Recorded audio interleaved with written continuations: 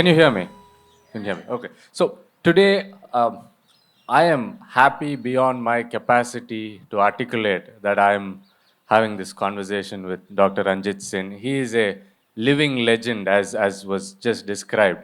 But to tell you, tens of thousands of square kilometers of Indian wilderness are protected today from destructive development, all the vegetation, habitat, species, because of him. Hundreds of fauna which might have gone extinct if not for the legislations he drafted. Till last year, even last year, 2024, he fought for the great Indian bustard. If some of you have not seen it, there's a wine shop somewhere here which has that symbol, but in Hindi it's called the Godavan. Um, he wanted high voltage cables going in the desert to be underneath because the bustards were, there are only 100 left and they were hitting the cables and dying. And in the process of fighting that case, he got the court said something for the first time, the Indian court. It said the right to be protected from adverse effects of climate change. I mean, it's just on paper, but that's for the first time a court has said that we have rights to be protected from climate change. So I'm so honored to be sharing a stage with you, sir. Uh, in a lighter vein, when you get this book signed, you just look at his attire. There are about 15, 20 species on him, on his tie, on his, everywhere. And if his phone rings, it's the call of a partridge. It's just too much. It's just too much. And uh, so this is his new book. It's a compendium. It's the most comprehensive thing on mountain mammals of the world. And sir, can I ask you to sort of describe the geography of this book and why you wanted to put this together, given that these are such rare animals, not everybody sees them.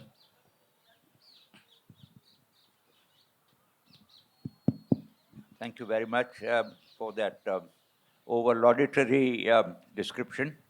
Um, the mountains uh, of all the terrestrial ecosystems of the world, the mountains and the mountain animals are the least studied and the least known, mainly because of their remoteness, and that's why they survive, and their habitats still survive because of the difficulty of living there um, and of reaching there.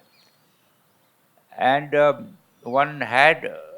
had curiosity as a boy, and I wanted to see everything that there is in this world that is animate, especially mammals, larger ones, but even the birds and everything. So that drove me all over the world. And in 1958, I went to Ladakh when I was still in college, and that I think changed my life in the mountains in general, and perhaps Ladakh in particular became a second home. And that took me all over the mountains and the countries of the world to see other animals. Even today, I have a wish list of 10 animals and birds which I would like to see before I die. And when I see them, I cross it out and another. So there's always 10 to look forward to. Anyway, um, the this book actually deals with and this is, as George Schaller, arguably the greatest wildlife conservationist scientist in the world, whom I've known for over 60 years, and he's very kindly written a very nice foreword, and uh, and he has said that nobody that there is no book like this because there are cats of the world, animals, and there are so many antelopes of the world, but mountain mammals of the world is um, is not yet written. Um, this covers all the continents of the world which has mountains, except the Antarctica, where there are no mammals. I mean, what's the name? Um, and it also covers New Zealand, where they are introduced. Um, they are all, and they have grown so numerous that they are not only called pests, they are called noxious animals under the New Zealand Wildlife Act, Protection Act, their own game act. And there are today more Himalayan Thar in New Zealand, in that one island, the southern island, than there are in the whole of the Himalayas and the whole of the rest of the world. So I actually began the chapter by saying New Zealand Thar or Himalayan Thar. So there it is. It's a matter of protection and it's a matter of adaptation. But there is another very important thing that apart from its, thing, the grandeur of the animal itself and the grandeur of the backdrop is unparalleled. And then, if I may uh, digress a little, you have that feeling of liberation, of what is called Lebensraum in German, living space. Today, one is cloistered. I get claustrophobia in some of these places where you have just crowded. That's how we are. And therefore, that kind of liberation that you get when you climb up and see miles upon miles of wilderness, where no vestige of human habitation exists. What value wilderness of Aranya sanctified in our scriptures? I think I've gone long enough. Thank you, sir. Radhika, I wanted to ask you what it is. It might be difficult to describe, but what was it like to grow up with a wild dad? In the most respectful way, I'm using that word. Yes, Yeah. absolutely. Very, very, very wild childhood. My sister and I have had. I think my earliest memories are of having a, a, a cub, a tiger cub, come every weekend home, and that was something my dad would do every weekend. We'd have Chiku, as he was named, come, and he was one of my playmates. Later, we had a cheetal, baby cheetal named Doody. My sister had named him. We would have a panther cub come in. And so these were my playmates. My sister and I are 10 years apart in age. So these were my first, um, play companions. Of course, we had Siamese cats and then Persian cats. It was always cats, never the dog. I mean, he loves the wild dog, but we could never have a domestic dog. But cats, yes. So those were the animals we had. But other than that, childhood was always in the forest. I think my earliest memories are being in forest guest house without electricities, going outside to the loo or having those kind of shaky doors, um, bonfires where the embers would fly up and the kind of merge with the fireflies. That's how I remember my childhood. I remember going for picnics and them my mother catching a few fireflies, and I remember being in the machardani, sleeping net, and I remember waking up in the night, my mom just shaking me, and these fireflies in my machardani, So this is how charmed and simple the childhood was. It was so, it merged so much with the outdoors. And I think, honestly, my greatest life lessons have come from being in the forest without having been taught that, you can find your life mate, could be your soulmate for life like the cranes, or you could be a single mom and raise your cubs like the tiger. And, it's fine. You'll find your place in the jungle anyway. And it's so these are like incredible lessons that the forest teaches. There's so much innate wisdom, of course, from what the trees and the animals speak to you, and that all comes transmitted from what our childhood was. Just wow. So this book has hundreds of pictures, which pictures only he could have taken. And actually, in the process of reading this, my biceps developed. Um, and it's got 170 species you cover?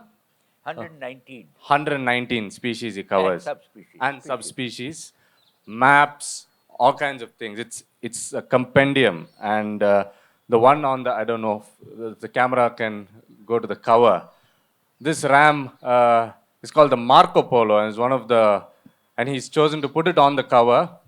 And can you tell us about this species, sir? Yes. The the Marco Polo was the first person. Marco Polo was the first person who, who talked about it when he went to the court of Genghis Khan uh, in China. And for years, because Marco Polo was and used to exaggerate and even lie at times. So they didn't believe it. But this is what he wrote. And this is perhaps the most iconic animal, one of the most iconic animals, there are others, of the great mountains, of the great mountain ranges of the world. And he writes, there are great quantities of wild sheep of huge size. Their horns grow as much as 6 palms in length and are never less than 3 or 4. 12 days journey, this plain called, whose name is Pamir, extends fully 12 days journey. In all these travel days, 12 days, there is no habitation or shelter, but travelers must take their provisions with them.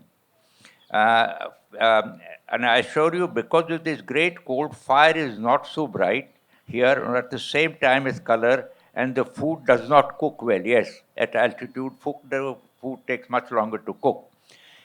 The people didn't believe it till General Roberts of the British Army went to relieve Kabul in the Third World War. The Third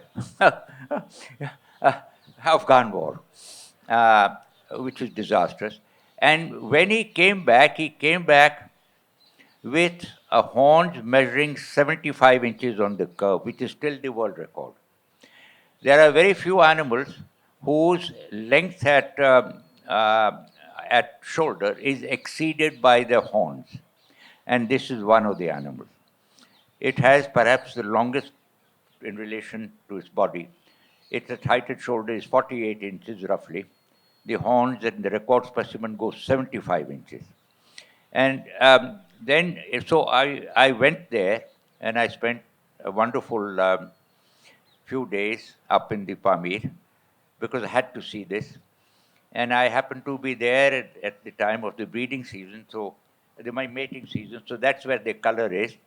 It was minus 35 at night, but we were very comfortable in hot spring. Yes, it's a very special animal, but there are so many others. Markhor, which again goes up to 64 inches.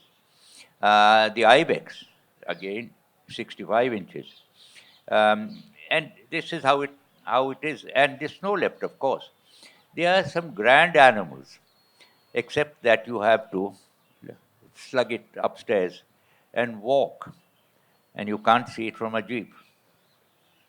Can you talk about some of the adaptations these mammals have, which allows them to, I mean, they, like you, like the wind and the altitude and the steep precipices a lot. What are some of the adaptations they have? Yes, I've often wondered that if Darwin had been a mountain animal person, he would have thought of the theory of evolution probably by studying them rather than from going around the southern coast of South America. But anyway, and of course, but uh, the same animal, when it goes up, you see, they develop underwool, pasham, and that is shed during the monsoon. During the summer. The um, the lynx, the Eurasian lynx, which lives in Siberia, amongst the coldest climate of all, it it develops, it has large pads to prevent its sinkage. It has fur underneath. It grows out from between the fingers and actually covers the paw so that they have insulation in that intense cold and ice. But the Himalayan lynx, the Tibetan lynx, um, has smaller legs because of the mountain adaptation, and no thing, because if it did have fur on his thing, it would slip and fall and die. The um, the females, you see, in nature, the most important animal or creature is the baby. The baby must survive because that is to ensure the continuation of the species. The mother is very important because it has to look after the baby. The father, after having mated and produced the baby, has served his cause. It can die. There will be others. So, so the mating and the rutting, as it is, takes place at a time when it is most advantageous to have the young one. And if it means at the height of winter, so be it. So the rutting takes place sometimes either in January or in December. And in the case of the Marco Polo and so many else, in December. So that the young ones are born at the right time. At the time when the grass is green, the mother has had the chance to eat that green fodder so that it can provide milk to the newborn. But would you believe it? In the species which are mountain adapted, some of these species and subspecies can withhold the birth of the young one. If there is a mountain storm and too much of snow has fallen, which will delay the spring and the springing and the production of the green fodder, they can delay it by 2 to 3 weeks, which are, and the counterparts which don't live in the mountains don't have that adaptation. Remarkable. They can hold back their babies so that they are born at the right time. These kind of adaptations are there, and I could go on, but it is really it's a lesson to be learned. Thank you, sir. Radhika, if I might ask you, you must have been yanked to a lot of places which are difficult to live in. And what are some memorable experience you have from the mountains? Quite a few, but I want to, spill over about the Markhor. It's why it's one of my favorites. In our old ancestral home, there is a stuffed Markhor, and it would be at my height. And as a young kid, I would find myself sitting next to it, and his lovely silken hair on his throat. And I would sit around it and imagine that as my long silky hair. So it was very much a part of my favorite time with animals. Markhor was I would imagine making plats on it, and so that was one of my childhood memories of the Markhor. But we've lived in a container in Kamchatka, one of those remote places of Russia, which I'm sure most of you haven't heard of. Even I hadn't till he took me there. And that was for your, I think was your 80th birthday? Yes, my 40th and his 80th. That year we celebrated living in this container in Kamchatka, where we were actually dropped in there by a helicopter and picked up. We just had a cook and a guide, and we walked that beautiful foliage looking for snow sheep baba. We didn't spot any, but we didn't miss them either. I think we was in great company of each other, and just being in nature was so astoundingly beautiful. The foliage, we were just experiencing the different kind of fauna that was there. We've been to see the snow leopard. I think I've traveled about 7 times to Ladakh with my father in different times of the year. But I remember camping at -30. Was it -30, Baba? camping in Ladakh in the Hemis National Park, and everything is frozen from our toes to the soap dish. The only thing which was not, I think, freezing was alcohol. So there was some sort of dependence on that. But to see the snow leopards, and I remember when we spotted them, it's one of those things you'll never forget. The first time you see a snow leopard, though it wasn't my first time, sorry. I have seen a snow leopard on my first visit to Ladakh when I was 16, and there was a cub that had been rescued at that point of time. And the cub was brought, and I remember I was wearing a fur jacket, and the cub just kind of nuzzled in, and we have a photograph of that. And that was my first contact with a snow leopard, and that kind of connection with that species has been ever since, and it's holds great fascination for me, and also the fact that they're so elusive. Now, of course, they are being spotted. One of the only benefits of climate change, I suppose, is that we are spotting the snow leopard more.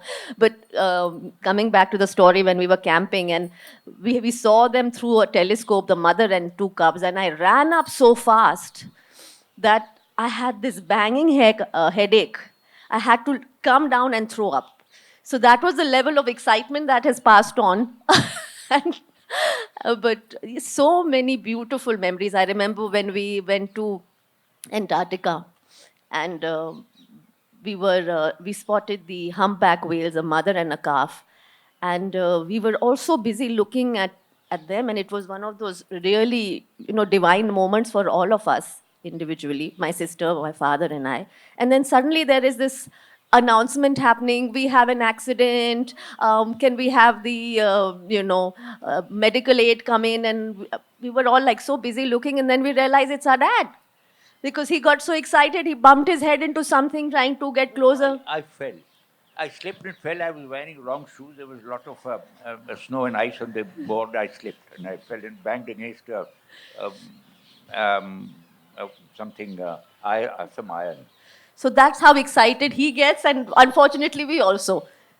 It's wonderful to hear about the humpback whales. He gave me strict instructions: listen, only talk about the mountains, don't come down. But anyways, I want to show some pictures so that people know what we are talking about, because very few people have actually seen these creatures. This is the markhor. I wonder if it's, yeah.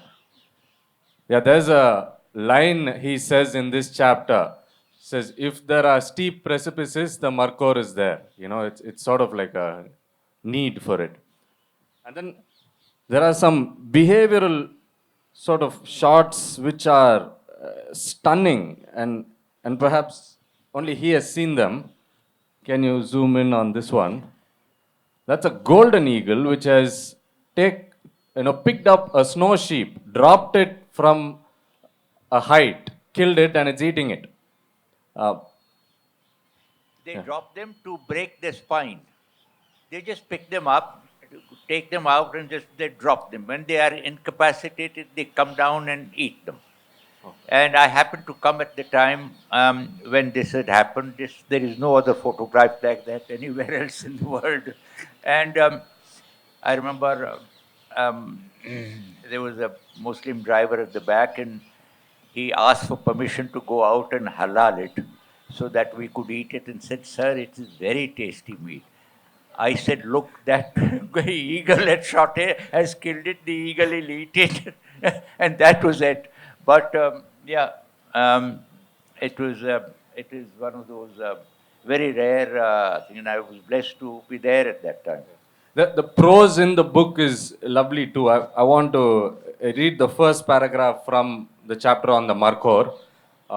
Poets may praise the deer and the nightingale. I celebrate the wild goat, says George B. Shala in his book Wildlife of the Tibetan Steppe. All my life, I have resisted making any animal or bird a favorite, Sir is saying. It is not easy. Childhood nostalgia, a lifetime's involvement and awe-inspiring appearances make some creatures, the leopard, blackbuck, barasingha, markhor, Ovis poli, and others, are first among equals. This is the first time I'm hearing somebody tell me a creature I've barely heard about. This is one of my favorite creatures. Um, uh, what are some of the iconic species you've covered here? And can we go into those a bit? Indeed. Yeah. Um, in the, well, amongst the wild sheep, um the Marco Polo and the Tibetan Argali and the um, uh, Mongolian Argali, which are amongst the largest. The ibex, the Himalayan ibex, of course, the Wali ibex of Abyssinia, of Ethiopia. That was unique. The snow leopard and the mountain gorilla. The mountain gorilla is the um, largest primate in the world. They are much heavier than the lowland gorillas. As you go high, the per unit loss per heat becomes less if you have a larger body. And the mountain gorilla is so large that it cannot even climb trees. And there are fewer trees. So it builds nests on the ground. And unlike many other societies, um, it is the male, the alpha male who leads it. So for a chauvinistic person, it was nice that for once it is not the matriarch who reads, but the patriarch. And the interesting thing is that the mother keep the bachas, the young ones, very close because of the fear of the leopard. Because the leopard darts it and picks one up and goes. So they keep them very close. Then in the afternoon, when the old man, the silverback, because they grow that thing, they're called silverbacks. When the silverback decides, he rests, and he rests separately, and the females rest separately, and he literally lies like a human being, like this. And they are huge. They go up to 800 pounds, 400 plus kilos. And the females are half the size. And the moment they release the young ones don't play amongst themselves. They rush to the silverback and they pull his hair, they do all kinds of things, and there is this old man hugging them and kissing them. And then I realized why my little grandchildren, when they were little, used to run to me rather than to the grandmother. And because must be some connectivity there between the primate and humans. Anyway, so they would they would do that, and then they would go back to the mother or play. And there was this old lady who was probably the grandmother, who would sit there and watch these things come back and grab them and just hug them. It's so human. The old grandmother wanting to have contact, and the little one screeching away, so that the mother would come and grab them and take them away very rudely from the old woman. And the poor old thing would watch you and watch the others very forlornly. It's so human. Um, if I may read something really funny he says in the Mountain Gorilla chapter. I mean, before that, I'll show a photo of a silverback. Um, um, you can't see a camera person. Please help. Okay. So here he says that 100-kilo female gorilla is coming towards him. Okay, so and he's saying she came straight towards me, laden as I was with cameras and a tripod. I braced myself for the impact from the hurtling ape by turning sideways. She stopped abruptly, just short of me, looked up straight into my eyes, touched my protruding left flank ever so gently, turned around and left. As she turned, I instinctively touched her shoulder. She showed no response to the physical contact, but knuckle walked back to her troop. Our guide walked up to me and officially announced, "Sir, you are not allowed to touch the gorillas." A rule to prevent the transmission of human pathogens to the animals. Still in a trance, I replied that I was sorry, but I could not help myself. Then, in an unnecessary epilogue, I added that all my life, females had occasionally made passes at me, but I had been too shy to respond. This perhaps was my last chance, I said. Okay. So, uh, Sir told me, Radhika, backstage, please ask my daughter how she developed a fear of heights. That will be funny. Like, okay. But before I come to that, my father went to see the mountain gorilla in Rwanda, and a few years later, I went to see them in Uganda. And I had, of course, heard of this story, and it was such a moving experience for my father, and I was majorly FOMOing. And I went trekking, and in the entire group, there was this baby gorilla which came up and touched me. He came twice, and he was just caressing me, and it was such a beautiful moment. Just I mean, I have tears in my eyes just talking about it. When it's just when an animal, when you make an eye contact with animals, it is something else. I think it is maybe some gene problem with my father or us in our family, but to just make eye contact with a wild animal in their habitat, not in a zoo, in their habitat, and you are the outsider, and they are acknowledging your presence in this entire universe. It just makes you feel like a speck, and it's just it's. See, I get moved even talking about it. You want to come in, Baba? May I say something here? Yeah. To carry on to what Radhika is saying, animals do have what is called extrasensory perception, ESP. They can make out, I don't know how really, whether you call it vibes or whatever, whether you like them, you dislike them, or you fear them. They can get that sensation the way they look at you. And this I have seen with wild animals and even with domestic animals. They have that kind of adapt of a gift.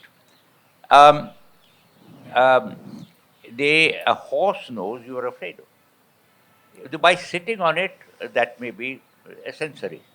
But animals look at you very carefully, and they can make out whether you. um, Cats come to me. The famous tigress in my third book, the photograph is me hugging the famous tigress Carrie, who would not let me go, would like to play with me all the time and tore all my clothes. And they they know that, and her owner, my old friend, said, "Okay, of all the people, she has taken a greater fancy than you." That is one part of the story. The dogs know I don't like them, and dogs bite me. True story. Every time. All over the world, he's been bitten by dogs, including mine. Yeah, I've been bitten up in the Andes, and there was no place. I've been bitten after just the day before I took that photograph of the in Badakhshan on the river Amudarya, Oxus. Yeah, and there was no a place where I could go and get an injection. So the chap owner said, "कि वो ठीक है, यहाँ तो nothing will happen." I said, "Are you covered this dog?" He says, "No." So I come there. I asked my friend Dr. Lalit Nath, and the first thing I did while landing at the airport was to go to his house and get a shot of anti-rabies. But Anyway. on the same note, I've also been charged by the silverback, the big old guy. So I don't know how much they can sense, but anyway. And he came at me, and I was so mesmerized that I'm watching him in slow motion attack me, and suddenly I notice all these people swoon and fall in front of him. Apparently, you don't make eye contact with an aggressive silverback, and you're supposed to kind of look away and like King Kong. But I didn't have the memo, and my father has never told me to be afraid of animals. I have never been afraid of animals because I've never seen in my family, that behavior where you're frightened of reptiles, or I may not be most comfortable having a lizard on my back, but other than that, there's been never seen that behavior. So it's probably learned behavior. So there I was, the only one standing when this silverback was coming for me. So maybe we'll drop the fear of heights and not talk about. Okay, fine. So, but just if you can tell us in a couple of minutes, then we'll open out to questions. The conservation challenges of the mountainscape. You know, they are totally different landscapes, difficult to monitor, territorialize. Recently, Sonam Wangchuk was talking about, has been vehemently protesting mining in Ladakh. Unfortunately, we see a notorious mining company sort of staring at us from that board. But can you talk about that a bit? To me, animals, as much as one loves them, have been means to an end. I've used animals to protect something much more valuable than the animals themselves, their habitat. Because you can have the habitat without a wild animal. You cannot have a wild animal without the habitat. You can have them in safari parks, which are a great fashion these days, and zoos, starting with Kevadia. But anyway, so so the tiger, when I was the first member, secretary of the committee which started Project Tiger and Project Snow Leopard, Project Elephant. We used the animal to get and secure the habitat. And if you secure the habitat, you not only have that target species, but a whole pyramid of them, especially if it is a carnivora, because to save the carnivora, you have to have the prey base.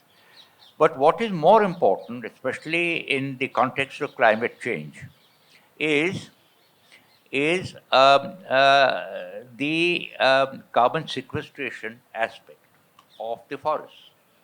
But we are now talking about the mountains. What does the mountains give us? It gives us potable water.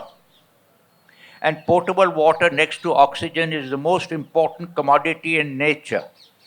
And is there any value to that? It's very easy to think. We go and pollute it, including, I'm sorry to say, at the Makumb. And mind you, one of my jobs has been, I was the second director of the Ganga Action Plan, and I know what pollution is, especially of our rivers, and how we have gone and polluted and degraded them. Himalayas gives you not only the Ganga and the Jamuna, but all the sources of drinkable and potable water. Now, in order to secure that, we have to have your security of the thing, not only to prevent the melting, but also to prevent the cloudburst and all that, which will wipe out the and which will damage even the dams that go along. And when one dam bursts, the others will go down below, and there will be a holocaust. The same thing that is now being feared by what China is doing in Tibet. So, in order to secure that, you have to secure the. Now, I'm sorry to say this, and this is exactly today. There is a hearing in the Supreme Court. I'm fighting my own government on the Forest Conservation Act, because the new Amendment Act. The Forest Conservation Act is what has prevented the degradation of forests. I was not responsible for it. It was when I was working for the United Nations. There were others involved, but it happened in the 70s, late 70s. That has been now been amended, and the Forest Conservation Act will now not apply to 100 kilometers along the periphery. So the entire Himalayas gone. The Himalayas today will not be under the Forest Conservation Act. So you can, inverted commas, develop the Himalayas the way you want, which is commas. So the conservation aspect is paramount, not just to save the national natural heritage, which are animals and birds, but to save ourselves from disaster, to save ourselves from not only climate change, but from a, a, a melting of the snows, of which these are the custodians or the repositories, the great animals of the Himalayas. And therefore, you must view conservation as necessary for human survival. And therefore, what you need is, and if this leads to people going to the mountains, understanding and loving the mountains and mountain animals, and thereby contributing in a democracy like ours to the conservation, because only when the people want an area to be thing will the politician turn around, because to him nothing matters more than the next election. So you must get the people with you. And if this book wins some support in the saving of the mountains, I think I would have done my job. Thank Wow, you. wow. Thank you. Let's have some. We have about 5 minutes. I hope they'll give us a little bit of grace time. Any questions? Yes, young man over there.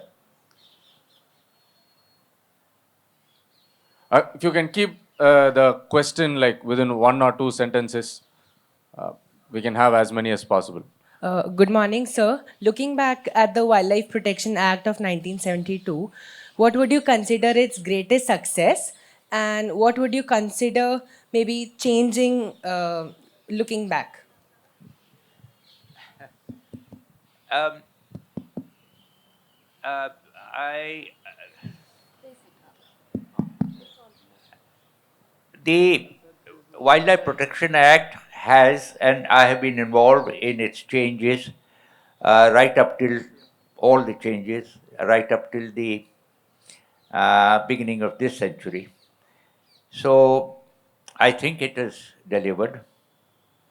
But after that, there are a few changes which I was not involved in, and deliberately so, because I would have objected to it, because I do not want the dilution of this act, not because of ego problems, but because it would not be in the better interest, in my opinion, of the country. So, so that is how it is.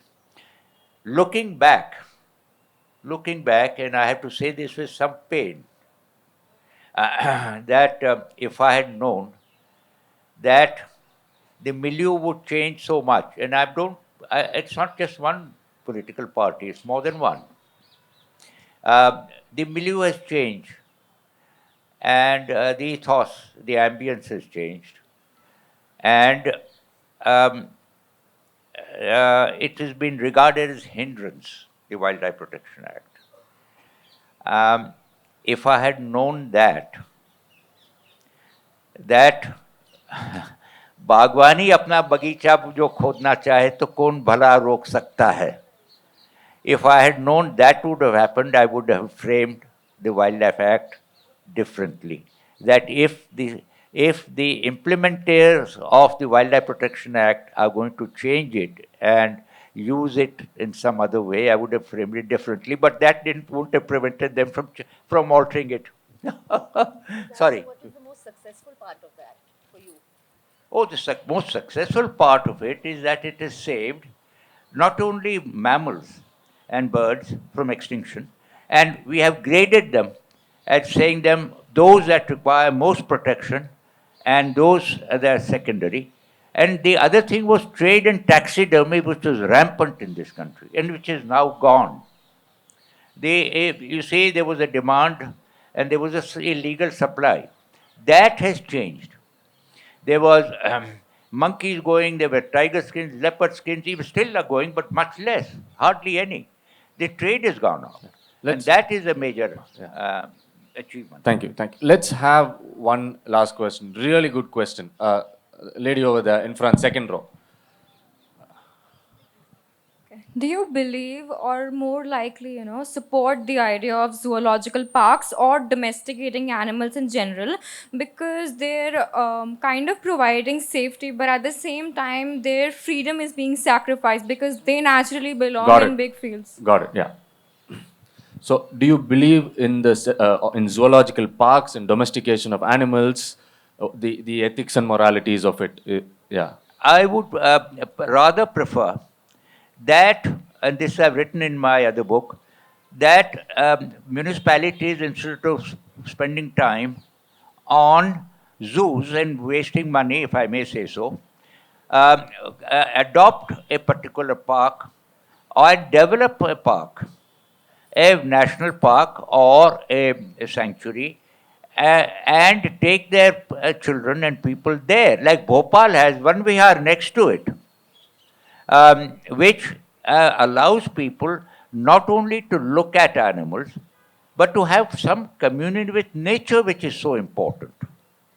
It's not just looking at animals, it's feeling for them in their natural habitat, which is what is required.